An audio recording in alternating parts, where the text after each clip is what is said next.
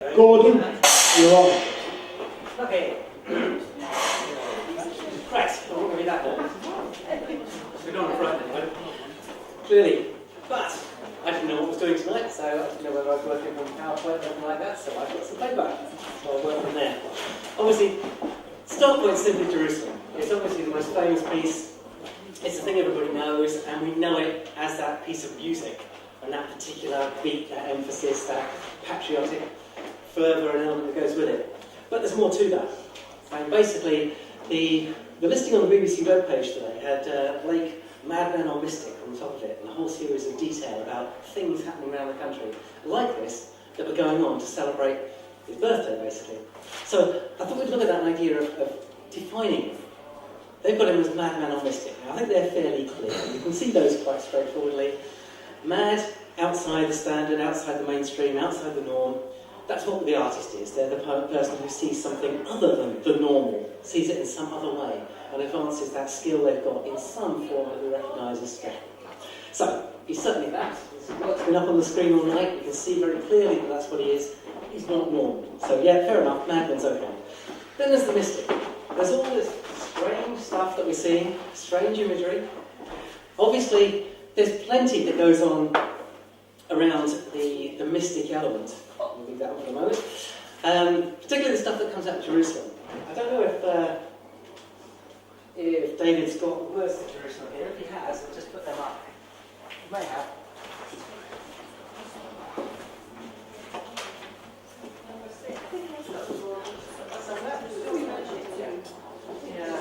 Okay, well, if we find them, we'll come back to that, obviously. But clearly, I think we all know them well enough to go through the basis of that. Obviously, there's a lot of imagery in there. And it got me thinking, is Blake an ad man? Is he somebody who is putting an advert out there? The most famous piece of doggerel we actually know, the piece of his actual words. And they're all associative. They've all got meaning. But it's very different from the meaning they had at the time, which was his mystical one. Because that's tied up in non-conformist Christianity, in a world when everyone was totally immersed in the Bible, when there were big upheavals going in around the world, not just the revolutions, the French Revolution and the like, but Jacobite revolutions in Britain, changes of the crown from the Jacobites to the Georgians, lots of changes happening. And he's part of a movement at that time which is outside that, which is standing up separately and saying, no, there are other ways to do it. There's been plenty on recently about the great Protestant Reformation on the TV with the anniversaries of various people involved there. And he's on the fag end of that. So there's lots of people out there saying, no, different ways to do things. And he's one of those. So the mystical bit fits perfectly. And the fact that he inspires various people to do strange things like this clearly says we've got something strange going on. So, first of all, that idea that's in Jerusalem. You know, did those feet in ancient time walk upon England's mountains green? Obviously, we don't know if that happened, but there are plenty of myths he's drawing on at that time. There's the Joseph of Arimathea myth, there's the church at Glastonbury, that's the one. I keep losing touch of the words here. And there's a famous letter from St. Augustine to Pope Gregory where he reports this. He's found this myth in Britain that there's a church built by Christ. Obviously, internal myth, things cropping up. The survival of the Celtic church in the far west, in Ireland. Ideas about something strange to the west that prefigures what Augustine's bringing, which is the Roman church at that time. And the Roman church is all about rules and you can't do this and you can't do that. So this idea doesn't go down too well with Pope Gregory because, of course, the first church is the Vatican in Rome. You know, the Catholic Church created the first church. There's no way it could be something else. So these myths get passed over, but they're circulating there. And somebody like Blake can find these, dig them up, and work with that idea. Was there something else there? The other idea in there, of course, is the New Jerusalem, is what Jerusalem is. Now, there's reference in Revelations, quite a lot of that to the New Jerusalem, and it's very clear it's not a place, it's the ideal state. It's the perfect city. So it's the thing we're going to recreate when we have a great moment, the purpose that all religion is for, a better world at the end of it. Then we get through it, and we've got the feet walking on the lands, we've got the New Jerusalem builded here. Then we get onto the aggressive stuff. We get the swords and the chariots and the spears and the fire and all of that sort of stuff. Now, if you know the Bible, this is Old Testament stuff. And this is the good bits of the Old Testament, the nice creative writing section in the middle, particularly Ezekiel and people like that. He's a science fiction writer, basically. Lots of excitement going on. It's that kind of setting. So that's where all this stuff comes from. And it also fits the pattern that Blake was into at that time when he was one of these revolutionary thinkers, and he's a follower of Swedenborg and all these other people who see God as a vengeful person. And I once went to a lecture where somebody talked about there being 7 gods in the Bible. There's the Lord of Hosts at the start, who's a bit strange and demands obedience, and there's Yahweh in the middle, who's a warlike God and demands lots of rules, and then there's the Lord of Hosts at the end, who's a nice merciful one, and then there's Christ, who's a forgiving friend, and they've all got different characteristics and personalities when you look at them, but there's lots of different settings. And this stuff that Blake talks about comes from the angry people in the middle. It's smite thine enemies and all of that, all the aggressive stuff, all the chariots and the like come from there. Then we get on through it, and we get to the dark satanic hills and things of that kind. Lots of popularity to that, because it fits nice socialist ideas now about, he was a social reformer. That's what he was. He was protesting against the sort of thing we associate with Engels at the end of the 19th century. Factories are bad, working man needs support. Equally, there's plenty of others who think he's talking about the churches at the time, saying they're mills of satanic thought, they're narrowing in their perception. Then we get Milton, and Milton's another great mystic, with plenty of strange ideas and things going on, which is where some of these ideas come from, and some of these kinds of associative images. Now, Milton's got a very clear perception of who God is in his stuff, but nobody reads Milton anymore, we don't know. So we only get vague echoes in people like Blake. Now, the next point we get to is Blake a preacher? Is he a narrator? And when you look at Jerusalem itself, there's clear Horatian rules in it. There is the rhetorical question at the start, did those feet in ancient times stand over here? And then there's the answer. And it's very possible to look at Jerusalem as a straightforward call and response piece. The kind of thing you'd see a black preacher doing in America right now. Did that happen? Did this come about? Did this come about? I'm going to tell you, we're going to get our swords and our arrows of burning gold. Bring me this, that sort of thing. And it's straightforward, inspirational talk. And we get to the big piece at the end. I won't rest until we've built this and we've got this great new world out here. So, possibly as a preacher. Then, of course, there's the language of the Bible. All that wonderful stuff in there. I've just picked a few little pieces here, because he's clearly picking stuff. This is from Kings. It came to pass, and still they went on and talked, and behold, there appeared a chariot of fire and horses of fire, and parted them both asunder. And Elijah went up by a whirlwind into heaven. Now, that's the kind of language you're getting. It's the chariots, all that kind of stuff. Then this is from Zechariah.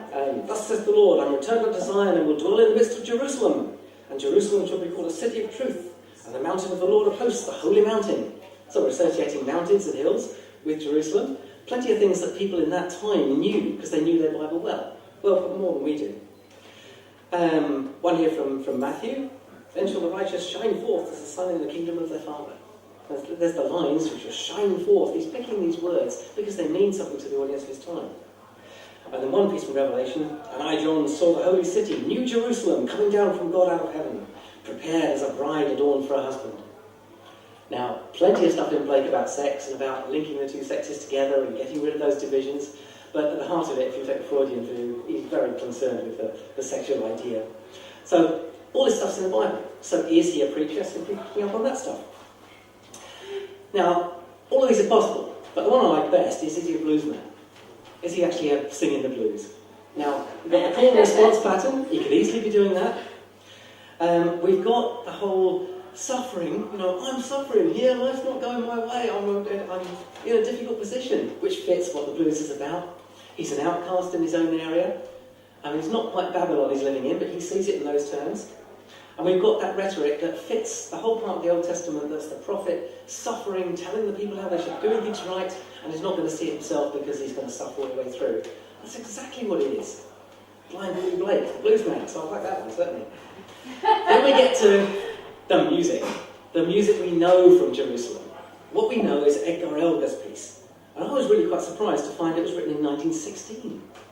I assumed it to be earlier than that. I associate it with Victoria and the British Empire and all of that great empire period. But it's much later, it's the First World War. And when you look into it a bit, what you find is that the entertainment tradition got very popular in the First World War. We had to have patriotic entertainment. We've got music hall as our main theatre form. And most of the male singers that sang in the music hall would either sing, the females would sing stage songs, funny stuff, but the males would traditionally sing tenor songs. They'd sing German Lieder. And of course we can't have Lieder anymore, we can't have the German stuff. Germans are suddenly bad. And we have a big switch over. There's a lovely piece at the start of Ian Forster in Howard's End where they talk about the Germans as the most cultured race in the world. And this is 1912, just before the war starts. And it's quite significant. Once the war starts, Germany's bad completely. So all that goes, and we get British musicians looking back to the folk tradition and saying, where are songs we can pick up? And you get orchestral versions of Cherry Ripe and that kind of thing, people singing in the music hall. But they look back through British sources, and Jerusalem is one of the things that gets picked up and put to music and becomes massively successful. Then we get the patriotic content and the setting gives a brand new meaning to the piece, and we get the Mother's Women's Institute setting, which is the one which has all of that patriotism, but it changes the meaning. There's one particular point that changes the meaning, because the beat of the land. I particularly think it's the line in Was Jerusalem Builded Here? As the tune goes on, did the countenance divine shine forth upon our clouded hills, and was, no, wrong one, and was Jerusalem builded here? When actually the metre of the verse, and what you actually get if you look at its meaning, is, and was Jerusalem builded here? The stress should be on here at the end. This music takes it away. It puts, and was Jerusalem builded here? And it puts the emphasis on the building. It puts the emphasis on what we as Britain do to create this wonderful new world there. And it's totally the opposite of what Blake was saying at the time, but it served its need at the time. So although Blake wouldn't have seen himself as a patriot in that sense, he had his own views about the revolution and the like, as we've seen, he's come to be that. So basically, whether he's a mystic or a madman is open to question. You can be whatever you want. And this song, from being one thing, has been several things. And now that it's got this particular tune on it, it's associated with Britishness and with a whole series of other values. So I think that's the point at which we'll invite everyone to decide if they want to join in and be part of that. Everybody in Britain knows this song. I'll try to give a brief introduction so everybody gets the key. And if everyone would please stand. Please be elevated and upstanding. This is the final moment of our celebrations. Yes.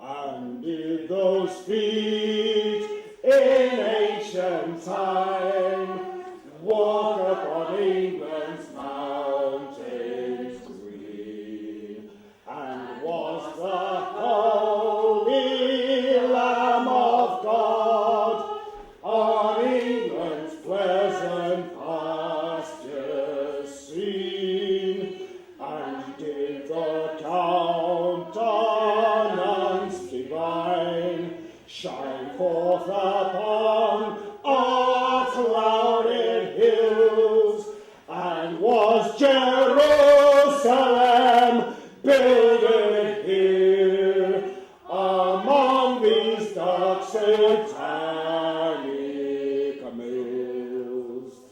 Bring me my bow of burning gold, bring me my arrows of desire, bring me my spear, oh clouds unfold, bring me my chariot of fire.